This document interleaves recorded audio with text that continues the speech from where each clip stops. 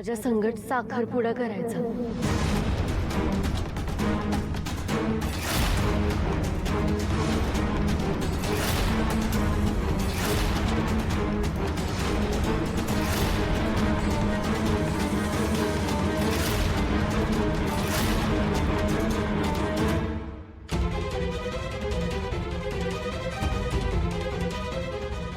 बघ, रिंग पण रेडी आहे।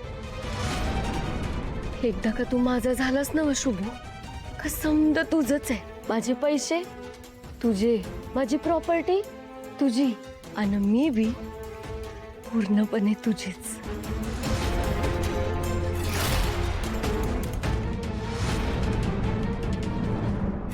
1,00,000 रुपये परत करायचे तुला मला, तेही 2 दिवसात। जर नाही केलंस ना तर या शुभूची असिस्टंट नसशीलच तू, पण कायमचं लक्षात ठेवायचं। तोंड आहे ना, पुन्हा दाखवायचं नाही मला।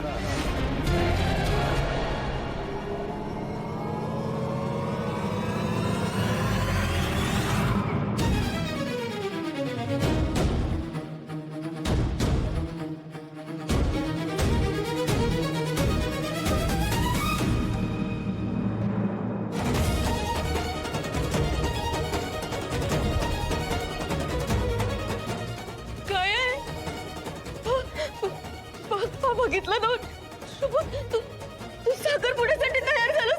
पप्पा मम्मीला फोन करा, इंद्राणीला फोन करा, तू घर बीर सजवा। शुभ आणि माझा साखरपुडा होणार। आई शपथ, माझं स्वप्न खरं झालं। शुभ, मी बोललो होतो ना तू माझंच, मग तू माझं झालंस। शुभू बस, तुला आठवतंय श्रावणी मॅडमनी माझ्या घरचं भाडं दिलेलं? त्या माझीच नाही, प्रत्येकाची मदत करतात, पण मदत करताना तुझ्यासारखी अट घालत नाही। ह्योच फरक आहे तुझ्यात आणि त्यांच्यात, म्हणून त्या ग्रेट आहेत। म्हणून मी त्यांच्या पाठीशी उभा असतोय, म्हणून त्यांना मी नेहमी मदत करत असतोय। तुला काय वाटलं तू मी तर भीक मागायला आलं? पैसे देऊन तू माझं प्रेम विकत घेशील, तेवढं प्रेम माझं हलकं वाटलं तुला? मुळात प्रेमाची पैशाने किंमत लावलीच जात नाही, पण ज्या मुलीला प्रेम काय कधी कळलंच नाही त्या मुलीला असंच वाटतं की प्रेम पैशाने विकत घेता येतं। पैसे घेऊन तुझ्यावर प्रेम करण्यासाठी यो शुभू एवढा लाचार नाहीये।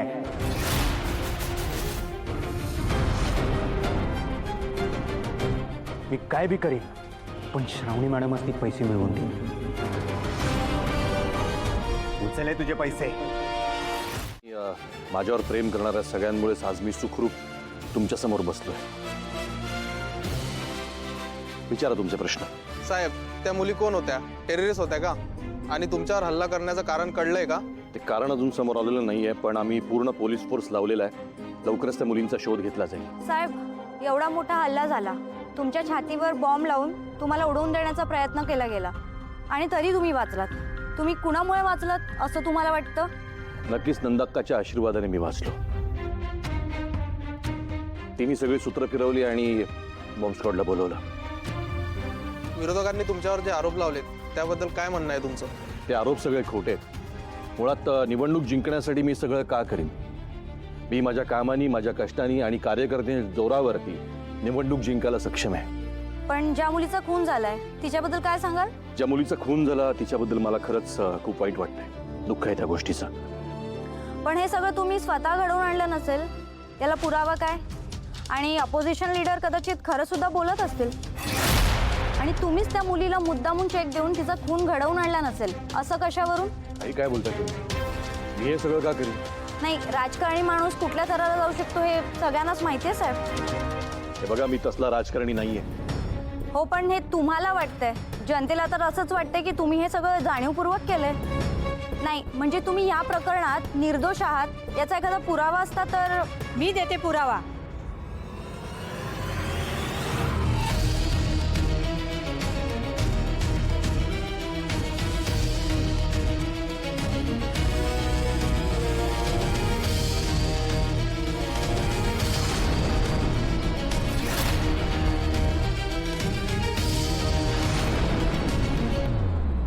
आता हा शुभ्या कोणाला घेऊन आलाय?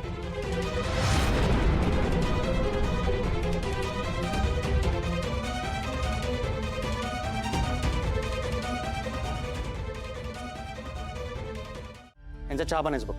या आई. कमाल केली शुभ तू. विरोधकांचा डाव उधळून लावलास. साहेब आणखी एक बोलायचं होतं. बोल. साहेब जे काय झालं ते खरंच वाईट झालं. त्या मुलीचा खून होणं, तिच्या आईवडिलांना त्रास होणं आणि या सगळ्याचा फायदा विरोधी पक्षाला होणं, त्यांनी तुमच्यावर आरोप करणं, मला सगळं मान्य. पण श्रावणी मॅडमांनी जे 1 लाख रुपये दिले त्याच्यामागे त्यांचा उद्देश चांगलाच होता.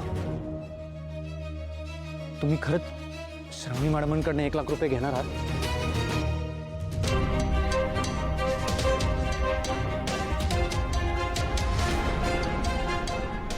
बरोबर आहे शुभ तुझं. तिने आता मला 1 लाख रुपये द्यायची गरज नाहीये.